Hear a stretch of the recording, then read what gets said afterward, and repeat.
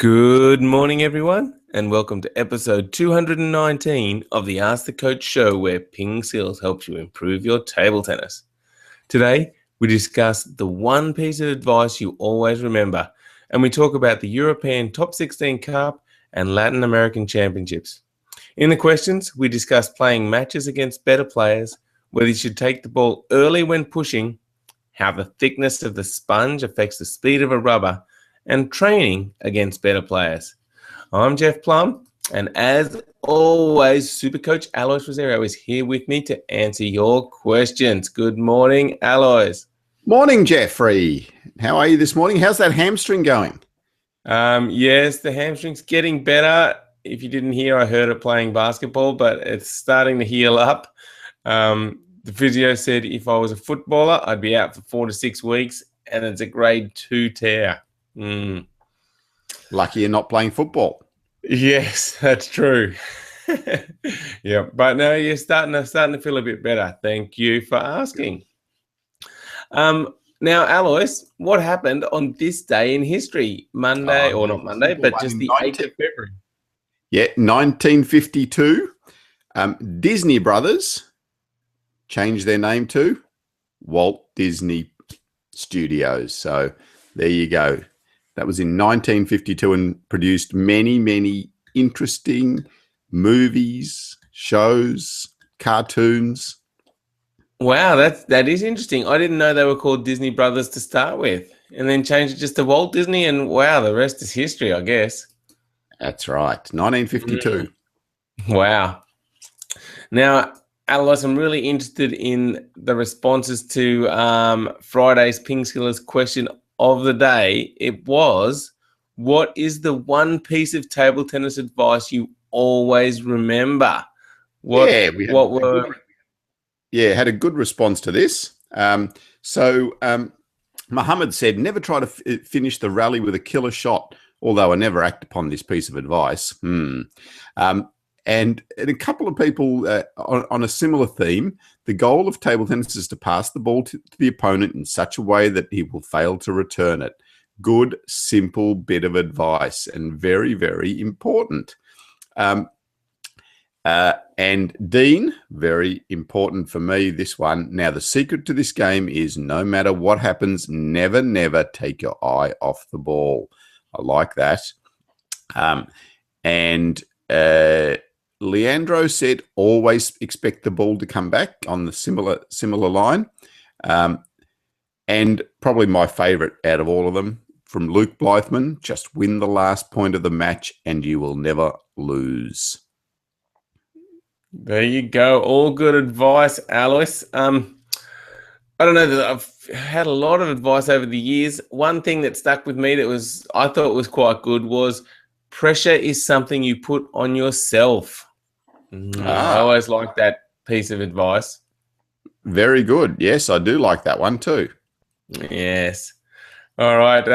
And, to put you on the spot, Alois, I guess, do you have any one piece of advice that you like the most? No, I don't really. But like the things that my coaches told me sort of early on, technically and that sort of thing. I remember with the backhand was wait for the ball to come to you. That always rings in my head every time I think about the backhand. So maybe that one, that's something that's just always stuck in my head. Yeah, and excellent. And the other one was, if you're unsure about a serve, just try to put it back to the middle of the table. I suppose they were really early pieces of advice that I got. Yeah, very interesting. Now, the other day we were asking who was best between Bruce Lee and Forrest Gump, and I put a link to the Forrest Gump video, Alois, and at the very start, the first piece of advice they gave him was never take your eye off the ball. And then we all saw how good Forrest became. Exactly. I like it. Yes, excellent. All right, well, today's PingSkills question of the day is, how should you approach training sessions to get the most benefit? So again, jump on our Facebook page, facebook.com/PingSkills, or on our table tennis blog at pingskills.com, and let us know How should you approach training sessions to get the most benefit? Love to hear your thoughts. Now, because it's Monday here in Australia, Alois, we've got a tournament wrap. There was a couple of tournaments, well, one still going on, I believe. There's the ITTF Europe Top 16 and the Latin American Championships. What do we need to know about these tournaments? Yeah, so the Latin American Championships are still in progress, so they're up to the semi-final stage. So we might give a bit more of a wrap on those tomorrow. In the men's, Hugo Calderano looks favourite, raging hot favourite there. And in the Europe Top 16, really interesting tournament. So they started with a group stage. Ovcharov was the top seed. And then, so no bowl in this tournament. So Ovcharov, Samsonov, Freitas, and Gassina, the top 4 seeds.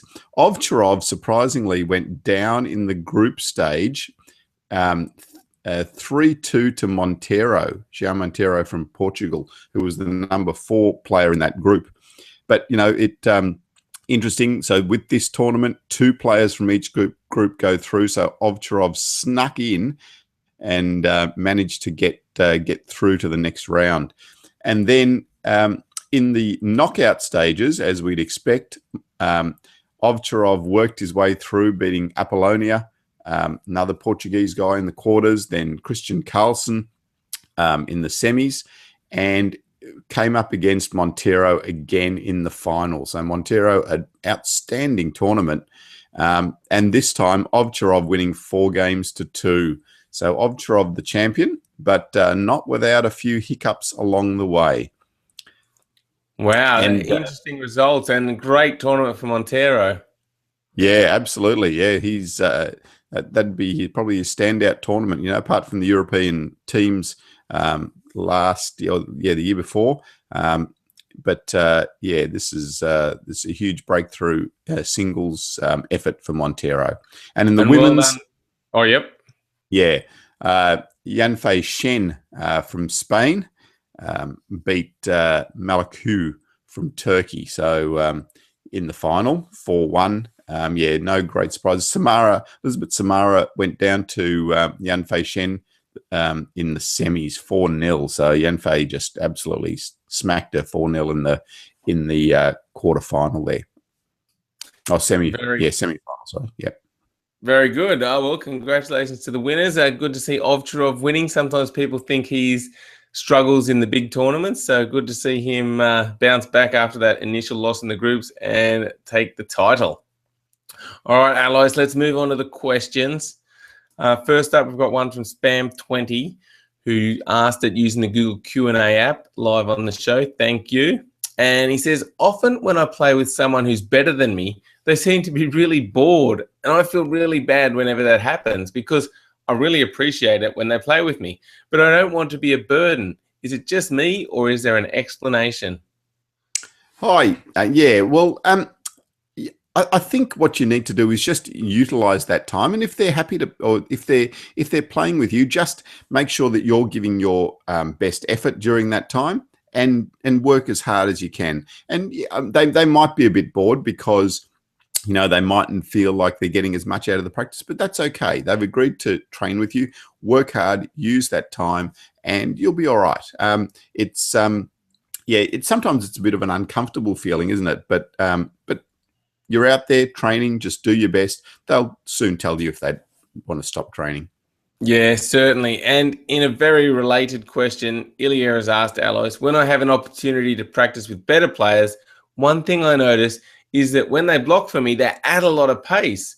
But he's saying the result is that I make a soft top spin because their block's faster than my loop, and it gets a bit awkward. And he goes, it is especially common with kids. Do you have any tips for Ilya in this situation? Yeah, Ilya, here I don't think you're there's anything wrong with what you're doing here. I would talk to the other player and just tell them that you'd like them to slow that block down. And in your extended question, you did say that you had done that, and that's perfectly all right to do, because in a training situation, when you're blocking for your partner doing their drill, it's important that you work at the pace that they need. So not that you work at your pace, work at the pace that they need to train during that, 7 or 10 minute drill that they're doing. So talk to them, see if you can get them to slow down a little bit more with their blocking, because that's important. To get a good training session happening, you need that interaction and that help between the two training partners. So if it's you in the blocking role, make sure that you're working for your partner, help them with their training. They'll be able to then help you with your training, and then it all works nicely. So yeah, it isn't sometimes a difficult situation in training, but try to talk it through with your training partner and see if you can make that happen. Excellent advice. All right. Now, Alois, Dorian has asked a question about equipment. Dorian asks, does the sponge thickness affect the amount of spin you can put on the ball, or does it just make it go faster? Yeah. So Dorian, it does. So the thickness of the sponge, so what we're talking about is that orange, which is the sponge underneath the rubber. So the thicker that is, the more spin you're going to generate. Given if it's the same rubber with a thinner sponge or a thicker sponge, the thicker sponge you're going to get more spin on. And why that is because if it's thicker, the ball is going to sink into the rubber further, and the rubber will be basically gripped around the ball more. So in an extended thing, so the rubber will grip around the ball, which means that it's got more surface on the ball to be able to spin it out. So yeah, so the thicker the sponge, the more spin you're going to get.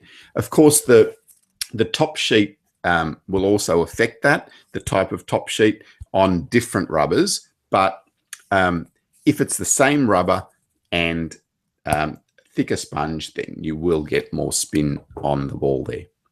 Great. Excellent. Nice, clear explanation, and good question, Dorian. Next up is one from Eugene. He says, when long pushing, should I push the ball early off the bounce or late when the ball's at the top of the bounce? Yeah, it's an interesting one here too, Eugene. So with the push, you've got to think about two things. So one is how much time you're giving your opponent, and also how easy the stroke is for you. So if you're taking the ball really early, the stroke becomes a little bit more difficult because the timing off the bounce becomes a little bit harder. But you are giving your opponent less time, especially when you're long pushing. That's a real factor. So if you're pushing long and taking the ball early, your opponent has less time to read that and to make their attacking shot. But if you wait a little bit longer and the ball bounces up higher, from that higher position, you will be able to push that ball faster. But again, it's that timing factor. You've given them that, split second longer, which makes it a lot easier for them to see and to read and to be ready for that longer push. So yeah, it's a bit of a balancing act. Either you take it early, which is a riskier stroke, but a more difficult stroke for your opponent, or you take it later and you get more speed on your push, but it gives them more time. Personally, I like to take that ball early, take it off the bounce, and it's a skill that you can practice. It's a skill that you can get a lot better at. So yeah, I would focus on that. Get that long push better, but taking it off the bounce. Great advice. Yeah. So it sounds like there's, especially when you're learning, there's no real right or wrong. Try and learn both and see which feels more comfortable and which is more successful for you. But our advice maybe is lean towards trying to learn to take it earlier, definitely as an option. Yeah, absolutely. Yeah. Great. All right. Thanks for the question, Eugene. Now, that wraps up show 219. Thanks again, everyone, for watching. And thank you, Alois. Thank you, Jeffrey. And we'll see you all tomorrow. And PingSkills, make sure you get out there and do plenty of practice and get onto our Facebook page, answer our question, and tell us about your training. Absolutely. Thanks, everyone. Catch you tomorrow. Bye.